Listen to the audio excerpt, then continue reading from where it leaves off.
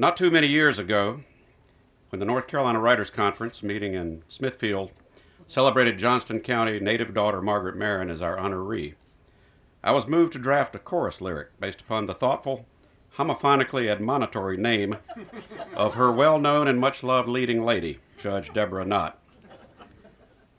Judge Knott, not unless you want to be judged, not like you want to be judged. Judge Knott. Remember that?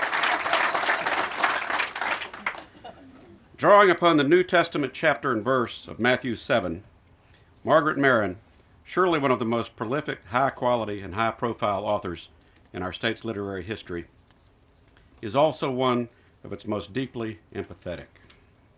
She certainly has shown great empathy for us, her readers, as she has kept us well supplied with almost a new book a year. For even the most inspired of scribes, this is a very demanding pace of writing and revision, followed by the many details of book promotion and production, all while the next work is in the making.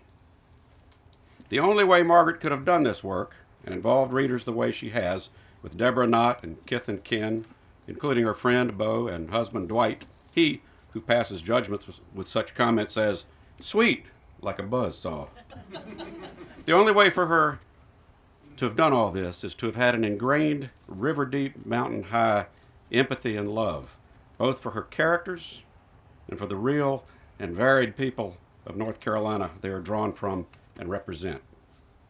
A deep, down-home feeling for the lives her characters lead, some by choice, some by force of circumstance so strong it may as well be called fate, and the predicaments her characters get or are gotten into. In both her Sigrid Harold and Deborah Knott series, Margaret Maron follows a great and honored tradition. Edgar Allan Poe wrote mysteries, so did Dorothy Sayers, and so too did William Faulkner.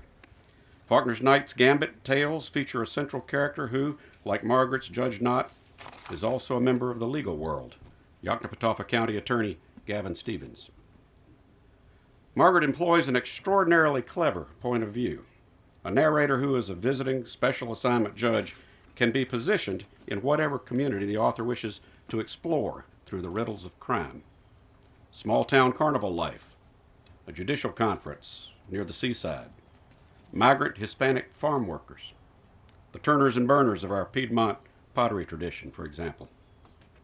In this way, she has created a social and geographical map overlaying the real North Carolina, one that, though fictional, is so close and so varied in its dramatic depictions of the real that the sitting Secretary of State tells newcomers the best and quickest way to get to know North Carolina is to read our contemporary native writers, starting with Margaret Maron's Deborah Knott series.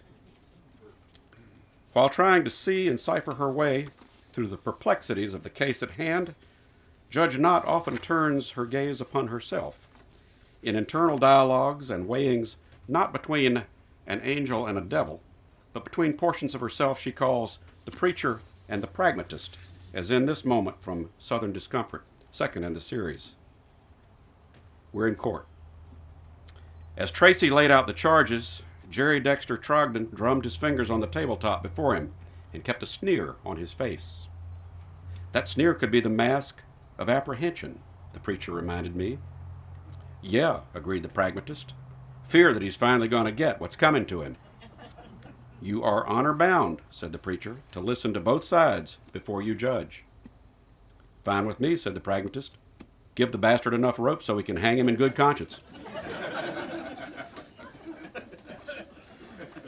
Margaret Maron's dedication to Sand Sharks, the one about district court judges at Wrightsville Beach, reads, "To North Carolina, which has given me more than I can ever repay.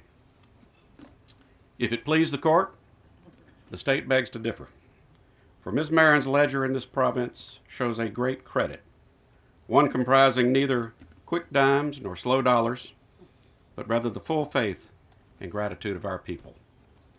What a great honor and pleasure it is for me today to present to you one who, though known widely as a sister in crime, in fact has a perfectly unblemished heart, one full of affection and deep, abiding, empathetic love for the land of the longleaf pine and all of its people.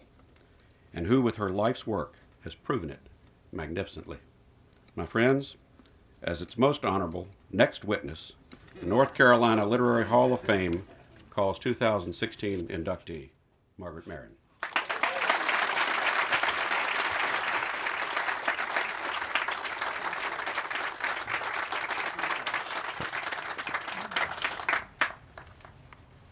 This is the first time I got to see the whole crowd. You guys are wonderful. Thank you.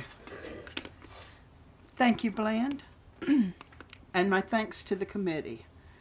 I feel doubly honored in that I'm the first genre writer to be inducted here. From childhood, I knew that I wanted to write, and I thought that I had a facility for words, but I also felt that I had absolutely nothing to say. So it was the mystery form that gave me the freedom to write, and it was the form that later gave me the freedom to speak out on issues that were important to me as citizens of North Carolina. My cousin Shelby and I share a common Stevenson ancestor who came over from England in 1650. His grandson moved from Virginia to Johnston County in 1766. And we both live on land that's been in our families for over 100 years. We've watched our part of the state move from mostly farmers to mostly commuters, and we've used our words to document those changes, to celebrate the good, to spotlight the bad, and yes, to mourn for some of the losses that we've experienced.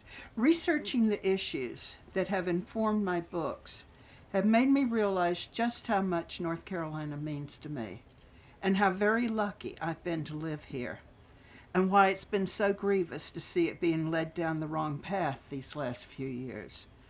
But I have faith in the essential goodness of our people, and I refuse to give in to despair while the land endures.